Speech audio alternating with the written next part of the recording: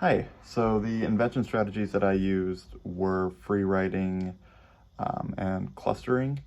So I started with free writing because I think it was a really good way to just kind of get a sense of what I found interesting about the topic that I was thinking about. And I think it was valuable to be able to look through and figure out what parts of the free write I felt were in focus with the topic that I'm talking about, and what parts were just sort of more my personal feelings, which I think are still valuable, but I have to use those wisely. And then for the second part, I used clustering to sort of organize those ideas into something that could be a little bit more applicable if I wanted to actually put these in a proper writing structure. And in doing that, since it's less space, I was able to sort of trim the fat and cut out the parts of the free write that weren't super relevant. And I feel like I'm kind of left with a nice roadmap if I were to want to start structuring this into a form of writing. And then in terms of what my initial ideas have been so far, I have been looking at beat writers, specifically Jack Kerouac, and talking about how, although he kind of preached this message that was very common among the beats of like mind and body liberation, and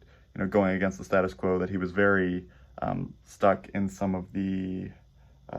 prejudice of his time, and he was very misogynistic, and really not a super outstanding guy, and definitely not very well, I was going to say definitely not very representative of his ideas, but actually that's another thing, is that as I'm looking through here, I'm kind of talking about, well, the ideas that he shared as opposed to some of the more marginalized voices in the beat writer movement. His are a little bit more clearly from a position of being a white man. And when you go through and look at some of the other writing that's been done by people who are voices that are largely erased from, kind of mainstream beat history, you kind of get a sense of, well, he even though he felt like he was this enlightened, just free spirit, he really didn't have a clue what these other writers were living, like what their lives were like at all. And so I find this topic very interesting, especially as a white guy who wants to be aware of the fact that I often think I know more than I do. And I don't want to sound like a jerk like this guy. So that is what I would like to look into.